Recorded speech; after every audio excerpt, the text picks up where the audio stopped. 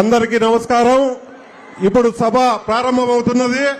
మన వైకుంఠ ప్రభాకర్ చౌదరి గారు మాజీ ఎమ్మెల్యే గారు మాట్లాడుతున్నారు.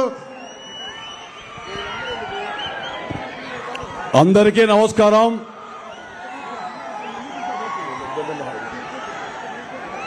ఈరోజు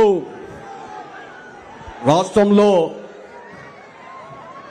జరుగుతున్నటువంటి అరాచక పాలనకు, అశాంతికి, అవినీతికి తార్కాణమైనటువంటి జగన్మోహన్ రెడ్డి గారి ప్రభుత్వానికి, జగన్మోహన్ రెడ్డి గారి వ్యక్తిత్వానికి నిత్యం